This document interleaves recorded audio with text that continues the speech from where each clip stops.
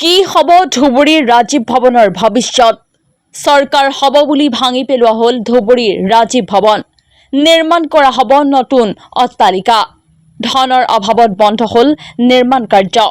এটা জুপুৰিত চলিছে ধুবুৰীৰ ৰাজীৱ ভৱনত গৰমত জ্বলা-কলা খুৱাইছে কংগ্ৰেছ কৰ্মীয়ে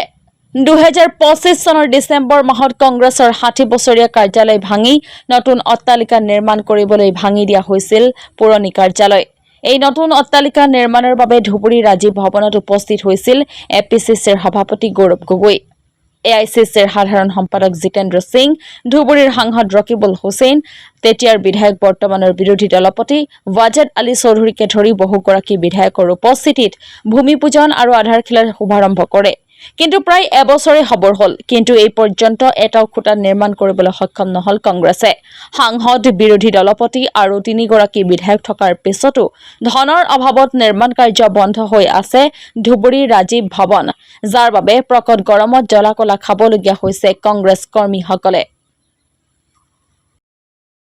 হয় বিগত কিমান বছৰ ধৰি কংগ্ৰেছৰ লগত জড়িত আছে আমি মোটামুটি 15-20 বছৰৰ পৰা কৰি আছো এই যে আপোনালোকৰ এটা পুৰণি যিটো কাৰ্যালয় আছিল এই কাৰ্যালয়টো ভাঙি পেলোৱা হ'ল নতুন কাৰ্যালয় এতিয়ালৈকে নিৰ্মাণ কাৰ্য নহল বন্ধ হৈ আছে কি ক'ব কেনেধৰণৰ অসুবিধাত আপোনালোকে ভুগি আছে আমিতো বহুত অসুবিধাত ভুগি আছো কংগ্ৰেছ কৰ্মীবিলাক যিবিলাক আছে এইবিলাকতো অফিচত এতিয়া নাহে কাৰণ বহিবলৈ ঠাই নাই জগা নাই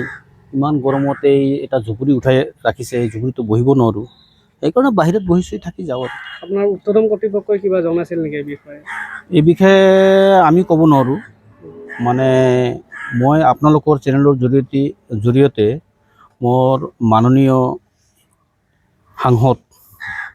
শ্ৰীযুত ৰকিবুল হুছেইন ডাঙৰীয়াক অনুৰোধ জনাওঁ যে সি উন্নতি পলমে কিবা এটা বিহিত ব্যৱস্থা কৰি দিয়ে যেন আপোনালোকৰ অসুবিধা আমাৰ অসুবিধা হৈছে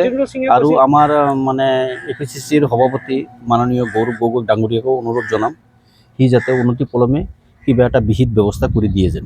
আৰু এই আপোনালোকৰ এগৰাকী সাংসদ তিনিগৰাকী বিধায়ক থকাৰ পিছতো যে আপোনালোকৰ এটা যে অৱস্থা দুৰৱস্থা কাৰ্যালয়টোত কি ক'ব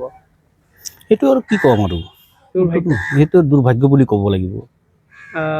আপোনাৰ জিতেন্দ্ৰ সিং কৈছিলে যে কণ্ট্ৰিবিউশ্যন দিয়া হ'ব কংগ্ৰেছ কৰ্মীয়ে দিছে নেকি নাই দিয়া আপোনালোকে কিবা এটা কণ্ট্ৰিবিউশ্যন কৰিছিল নেকি ঘৰটো নিৰ্মাণ হোৱাৰ সময়ত জিতেন্দ্ৰ সিঙে যেতিয়া আহ্বান জনাইছিল কংগ্ৰেছ কৰ্মীসকলৰ পৰা কিবা ধন সংগ্ৰহ কৰিছিল নেকি শুনিছো জনামতে সংগ্ৰহ কৰিছিল কোনোবাই দিছে কোনোবাই দিয়া নাই সেইটো শুনামতে মানে